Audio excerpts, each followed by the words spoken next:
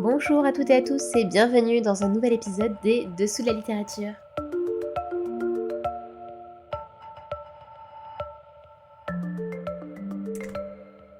Et aujourd'hui, dans ce nouvel épisode, nous allons nous consacrer à une figure mythique au sens littéral du terme de la littérature du XXe siècle. Car oui, il y a de rares œuvres dans le monde que l'on peut lire et relire à tout âge et qui, selon le ton, le jour et l'humeur avec lesquels on les lit, auront à chaque fois une saveur renouvelée. Parce que ces œuvres portent en elles peut-être un fragment d'éternité et ont su apprivoiser l'universalité et toute l'essence de l'humanité. Si je vous dis « dessine-moi un mouton », je parie que vous saurez tout de suite de qui je veux parler. Aujourd'hui, j'ai le grand plaisir de vous parler de Saint-Exupéry, le bien nommé Saint-Ex, père de l'aviation française et écrivain renommé qui a insufflé la vie et tant de poésie à son fameux Petit Prince. Mais en fait, comment était-il ce fameux Saint-Ex ?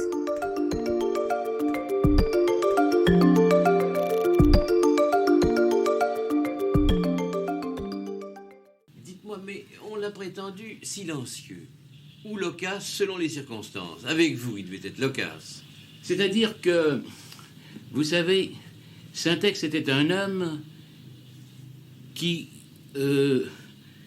quand il voyait des figures nouvelles, se réservait beaucoup et il restait quelquefois très longtemps sans parler.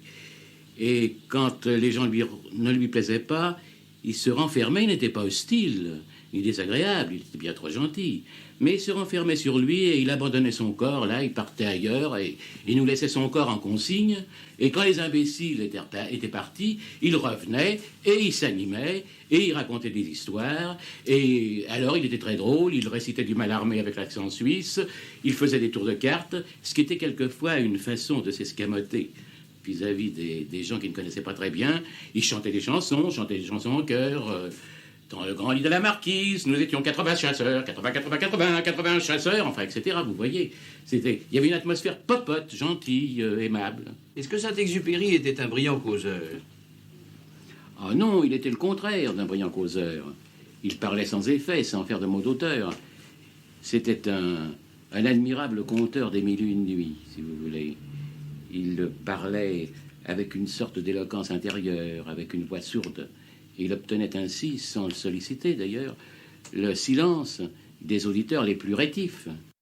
C'était une archive de l'INA de 1960 où Henri Janson s'exprimait sur la personnalité de Saint-Ex, son ami. Aujourd'hui, je vous parle d'une épopée un peu éprouvante qu'il a vécue, une aventure qui l'a marquée au point de se retrouver dans différents passages de son œuvre romanesque, comme au sein de son roman Terre des Hommes, ou encore au centre du désert, mais même également au cœur du Petit Prince. Car Antoine de Saint-Exupéry, amateur d'adrénaline et de sensations fortes, s'est retrouvé en plein cœur du désert après un crash aérien. Il était tellement au milieu de rien que personne n'a su trouver sa trace pendant 3 jours et 4 nuits. Sans aucun recours ni aucune aide venue de l'extérieur, Saint-Ex, comme le surnommaient ses proches, ainsi qu'André Prévost, qui l'accompagnait, vont devoir se sortir tout seuls de cette impasse de la fournaise du désert libyen. Mais avant de revenir dessus, quelques repères biographiques s'imposent.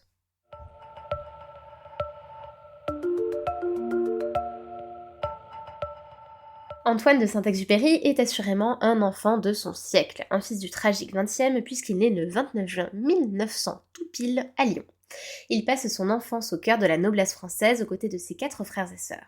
Alors qu'il n'a que 4 ans, son père meurt, ce qui oblige sa mère, Marie de Saint-Exupéry, à élever seule ses 5 enfants. Assez vite, les témoignages rendent compte d'un élève relativement médiocre, mais surtout rêveur, indiscipliné, qui n'a vraiment pas le goût de rester enfermé le nez dans ses études. Il le confirmera d'ailleurs dans de nombreux écrits, comme dans l'Incipit de Pilote de guerre par exemple.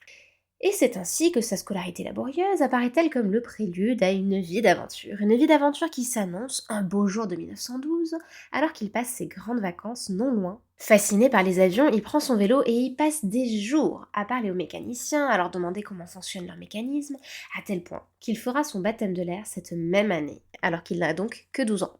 En 1917, il obtient son baccalauréat, sa mère est depuis le début de la Première Guerre mondiale infirmière-chef d'un hôpital militaire. Cette même année, son frère François, celui dont il se sentait le plus proche, meurt d'une péricardite. Ses premiers balbutiements littéraires prennent la forme de poèmes qu'il calligraphie et qu'il enlumine, et où on lui découvre déjà ses talents de dessinateur qui le rendront célèbre ultérieurement. C'est en 1921 qu'il commence son service militaire en tant que mécanicien au sein du 2e régiment d'aviation de Strasbourg. En parallèle, il suit des cours de pilotage civil à ses frais. Suite à l'obtention de son diplôme de pilote civil, Antoine est admis à suivre les cours de pilote militaire au Maroc, à Casablanca, où il obtient son brevet de pilote militaire dès décembre 1921. En 1923, on retrouve celui qui est désormais surnommé Syntex au 34e régiment d'aviation au Bourget, au nord de Paris. Entre-temps, il est fiancé à Louise de Villemorin, et suite à son premier accident d'avion, qu'il en aura nombreux au cours de sa carrière, il est démobilisé et la famille de Louise s'oppose à sa carrière dans l'armée de l'air à laquelle il aspirait pourtant. Ainsi, le rêveur qu'il était et qu'il est se trouve bien désespéré, coincé comme il va l'être dans un bureau en tant que contrôleur de fabrication dans une entreprise. Et d'ailleurs, les fiançailles ne tardent pas à être rompues. Il continue vaguement en tant que représentant commercial d'une usine suisse, puis il donne sa démission. Libéré, il intègre ce qui deviendra la future Aéropostale, c'est-à-dire la compagnie Latécoère, pardon, il faut essayer de le dire très vite, ça fait vraiment un exercice, en 1926. C'est là que débute vraiment sa carrière d'aviateur et il effectuera le transport de courrier par voie aérienne entre Toulouse et Dakar tout de même. En parallèle, bien sûr, il continue. En 1929, il publie chez Gallimard son premier roman intitulé Courrier Sud qui raconte sa vie de pilote. La même année, c'est un nouveau défi aérien qui l'emmène en Amérique du Sud pour développer l'aéropostale jusqu'en Patagonie. En 1931 paraît son second roman, Vol de nuit, qui rencontre un grand succès. En 1932, la compagnie de l'aéropostale est intégrée à Air France et fait faillite par la suite.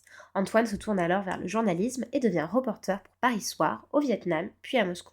En 1936, Saint-Exupéry part en Espagne pour couvrir la guerre civile. Après un crash aérien en Amérique, il est transféré à New York où il achève son roman Terre des Hommes. Durant la Seconde Guerre mondiale et avant la capitulation de la France, il sert comme capitaine dans l'armée de l'air et officie dans une escadrille de reconnaissance aérienne.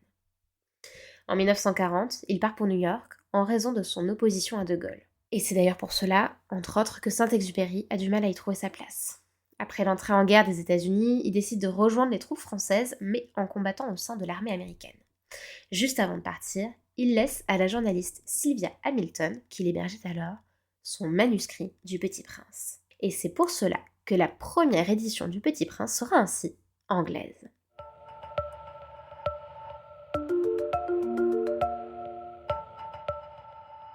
Antoine de Saint-Exupéry, vous l'aurez compris, est un homme d'action. En avril 1943, alors qu'il a dépassé l'âge pour être pilote de combat, il se retrouve dans l'aviation en Tunisie. Pendant tout le reste de la guerre, il effectue des missions de reconnaissance aérienne jusqu'au 31 juillet 1944 où depuis la Corse, il décolle pour une mission de cartographie afin de préparer la reconnaissance et le prochain débarquement des Alliés en Provence. Et malheureusement, il ne reviendra jamais de cette mission puisque son avion tombe en mer un an plus tard. Sa mémoire est célébrée et il est considéré comme étant mort pour la France. Il est donc disparu en mer. Et pour tout vous dire, l'épave de son avion n'a été retrouvée et identifiée qu'en 2003. Et surtout, les circonstances de son accident demeurent mystérieuses. Est-ce qu'il aurait été abattu par un avion allemand? Était-il à court de carburant, ce qui aurait précipité sa chute? A-t-il fait un malaise? Les traces retrouvées sur l'épave de l'avion, surtout autant de temps après, indiquent que ce dernier a piqué droit vers la mer, mais sans permettre de fournir de plus amples explications.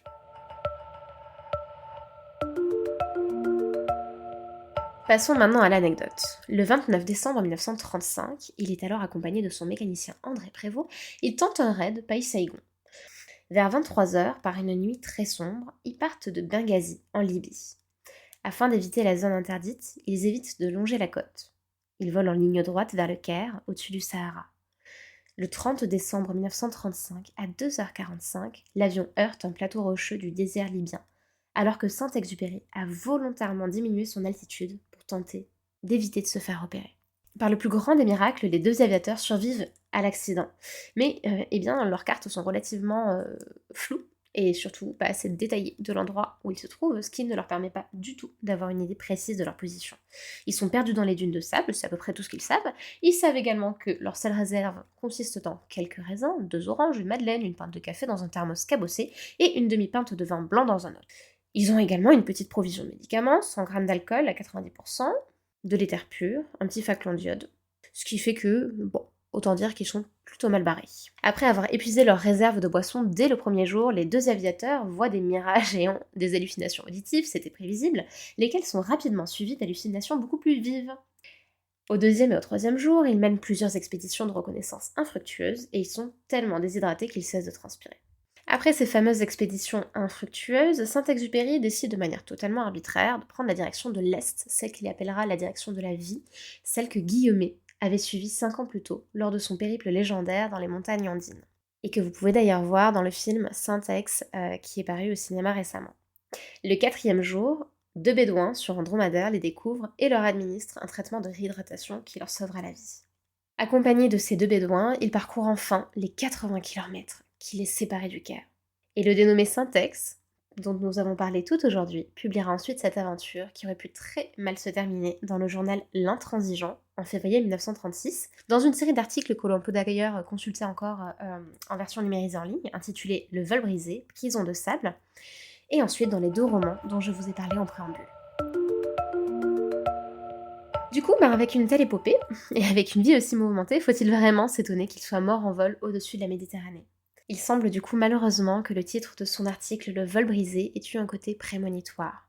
Mais heureusement pour nous, il nous a légué, pour toute la postérité, pour toute l'éternité, des romans et un conte initiatique philosophique absolument magnifique que nous pouvons lire et relire en sa mémoire, en son hommage, et pour nous délecter de tous ces mots. Je vous laisse sur cette anecdote, et je vous dis à très bientôt dans les dessous de la littérature.